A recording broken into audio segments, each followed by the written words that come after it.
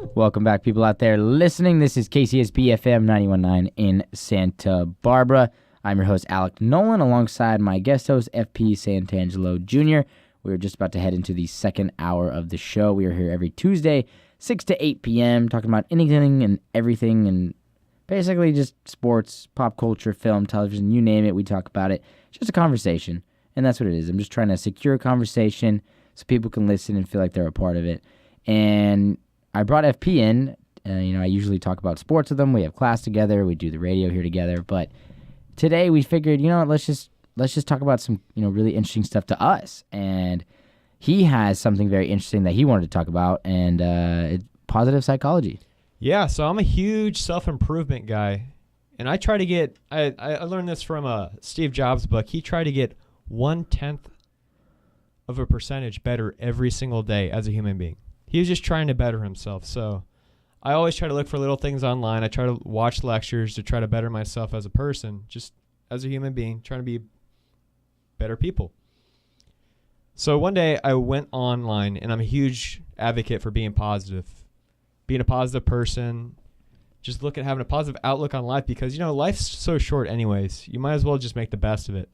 So I looked online, and there's a Harvard open course for positive psychology. And this course is in 2011. There's the entire lecture on there. So guys, if you haven't checked this out yet, it may seem really boring at first, but this guy who's the teacher, the professor, Tal Ben-Shahar, is one of the best speakers and one of the most intelligent people who has studied the most successful people in the world and what they did to be successful. And he talks about great things about believing in yourself. That was the number one separator between successful people at Harvard and uber successful people. And uber successful people were people that changed the world, that were politicians, that were the best in their company, that changed technology. And he goes on and says they all had role models. They had an unmatched work ethic, and they were never satisfied. So the people that were a different level of success, as you said, Uber, they all shared similar traits. Yes, they were all exactly the same. And the number one thing that was really interesting to me is that they all ask questions. So what do you mean they all ask questions? They all ask questions in a positive way. So instead of saying, okay, what am I doing wrong right now? They would ask themselves, what am I doing right? And how can I keep it doing right? But, what can I do better instead of what am I doing just awful right now? To themselves or to other people? Well, they would say this to other people too. They'd say it to their employers. They'd say it to their family members. They'd always ask questions.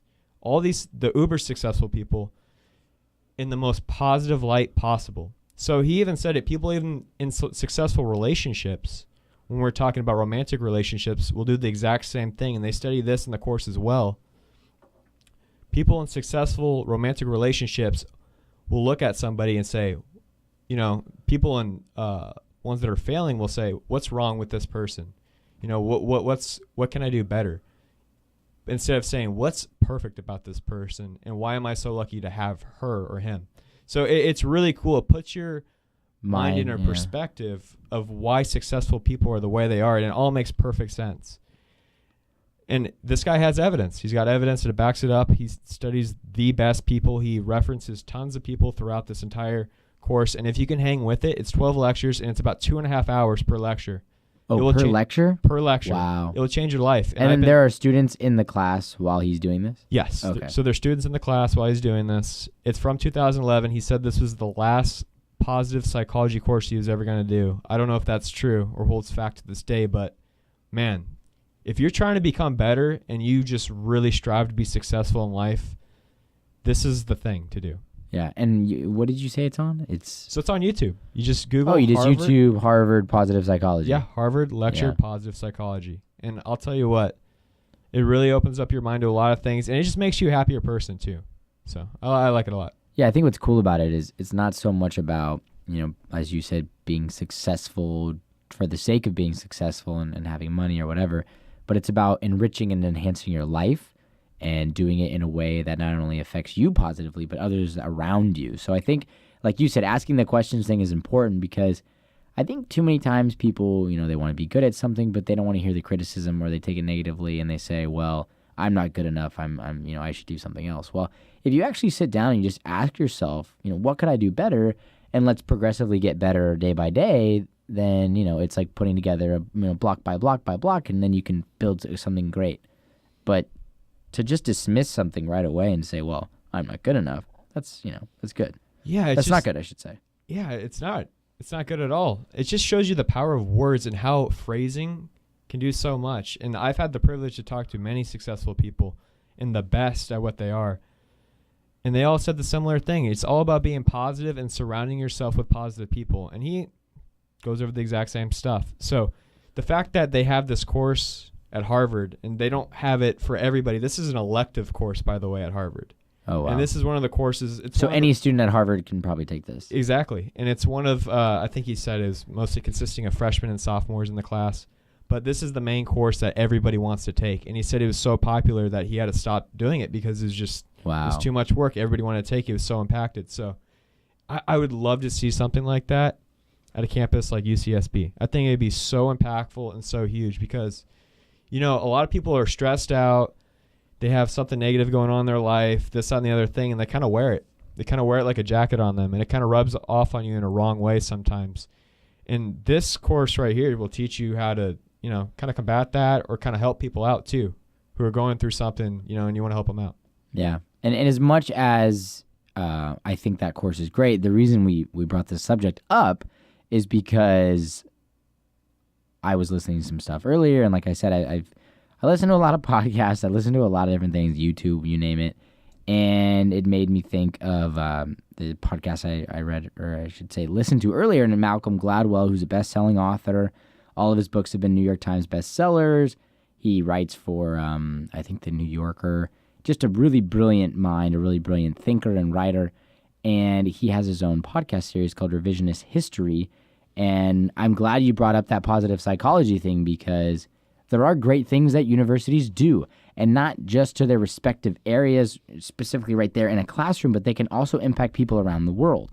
So I'm glad you brought that up because I had a very negative viewpoint of higher education earlier when I was over at the Rec Center and I got this podcast up, and Malcolm Gladwell, maybe everything he says isn't, 100% agreeable with, but he does open up a lot of avenues for you to think differently about things that have been told to you in the media.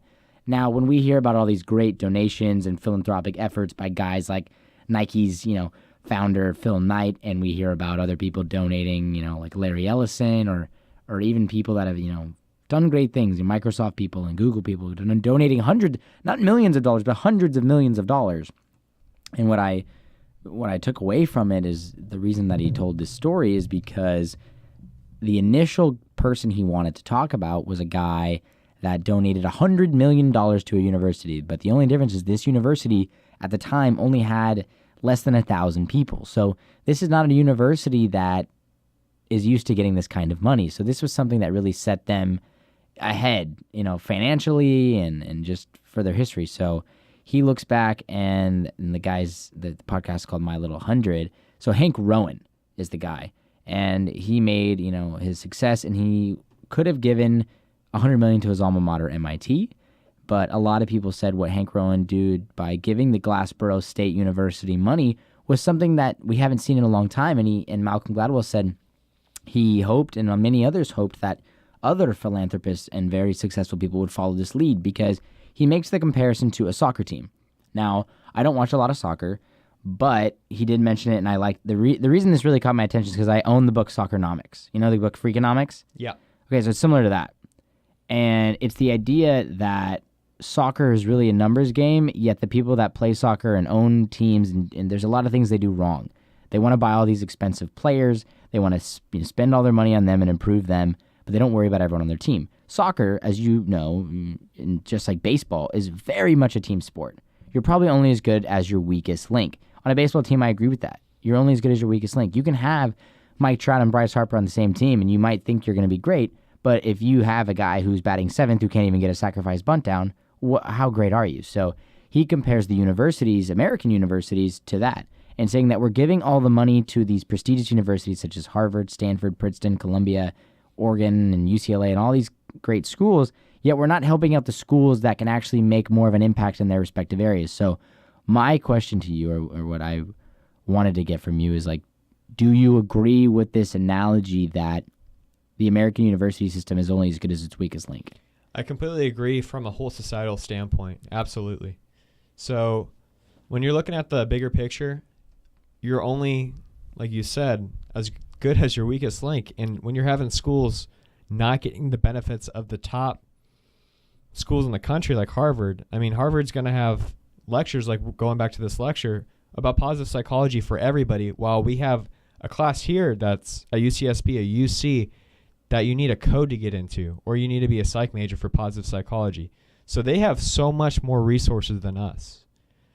And that kind of puts all of society kind of at the wayside, besides the elite. So now you're giving the elite all this great things. You're giving them the money. You're donating this, that, and the other thing, and that's great. But what about everybody else?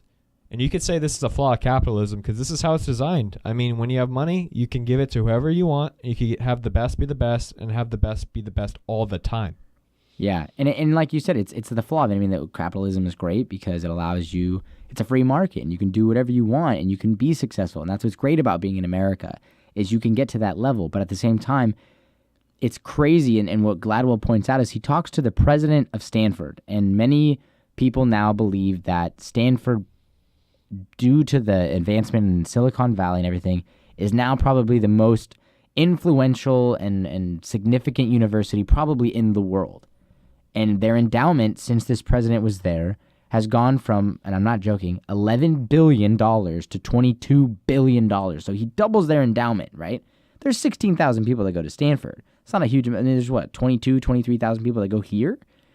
And he said the problem is that these philanthropists, guys like Phil Knight, who obviously gives a lot of money to the University of Oregon. Nike's based there. That's his alma mater, I believe. Mm-hmm. And he gave $400 million to Stanford. And Malcolm Gladwell is talking to the Stanford president and saying, well, you already have $22 billion in your endowment. You can do whatever the hell you want. Why don't you tell Phil Knight, hey, Phil, instead of giving $400 million to us, why don't you give $100 million to 4 universities in certain areas that really need it and actually could benefit very much from it? If you gave us $400 million, we could do a lot of stuff with it compared to Stanford. What's $400 million to Stanford when they're worth $22 billion? If you gave us $400 million, like you said, maybe we could have a course that can be offered freely on the internet that can impact thousands, millions of people, you know? Yeah. It's one of those things that the type A personality in me says, you know what, get better test scores, man. Like, if you really want to go there, get better test scores. Yeah. But the human in me says, you got to kind of share the wealth a little bit. You got to make sure other people are okay that deserve it, though. You don't want to give this money to schools that don't deserve it. You don't want to give it to like I don't know, just like a school maybe like, I don't want to throw any school under the bus, but like at Arizona State, that they're not really known for a lot of their advancements in society, yeah. I guess. So I can see from that standpoint, they're trying to give money to the schools that are going to make the biggest impact on society, where all the great minds are. But at the same time, you can make it a little bit better for everybody else too. Yeah, and the reason that he brought it up is Malcolm Gladwell says, well, what if we gave you $10 billion? And he's like, I can figure out what to do with that. I mean, the guy says that. In an interview live with him, like, yeah, I can figure out how to do that. Not saying, oh, we don't need that. He looks at it and says, yeah, we could use that. So it's like you said, this whole weakest link thing. I mean, Cristiano Ronaldo is great, mm-hmm. Okay, but Portugal is not going to go out and win the World Cup every time they're out there with him on there. Why? Because they're not as good as maybe Germany. Maybe they're not as good as France. I mean, like you said, you're only as good as your weakest link. And with the American university system, although I think it's the best in the world, you have your Stanfords and your Harvards and things like that. But unless you're getting into those universities, now the level is so great between you and the bottom half. And we talk about that in America, there's this huge gap between the rich and the poor and the 1%. I mean, that's directly correlated with that. It's directly correlated with that. So it's puzzling to me that a man can sit there, president of Stanford University, and say, yeah, we could take that $10 billion. And then Malcolm Gladwell goes, well, what if I told you to give to somebody else? And he didn't even think of that. And it's just like, it's disturbing. It is disturbing, but he's thinking about his own kind of agenda, and oh, yeah, we can always use that. We can always use money. It's hard because when you start thinking about that way, it's like kind of a communist socialism system where, we got to give everybody the same equal thing, and then no one's going to be the best, and we're never going to have any competition and this, that, and the other thing. But at the same time, there's a difference between greed and being smart, and I think this is kind of greedy from this perspective. I mean, tell me if I'm wrong in anything. No, I mean, I agree with you. I mean, like you said, I'm also the type of person that's like, well, if you didn't get what you wanted, too bad, your fault. Get up and try again.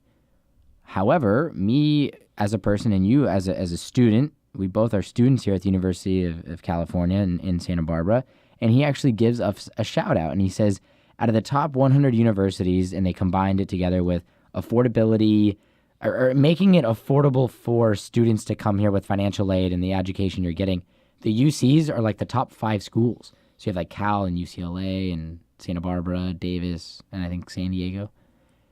And he makes it clear that the UC system has over 200,000 students, yet Stanford only has 16,000, and they are getting so much more money per student, and there's so much more resources that, oh no, if they went from 22 to 11 billion, they've lost half their endowment. It's just like, well, the UC system does a lot of great things, especially at the university we're at. There's Nobel laureates here. There's a lot of great people.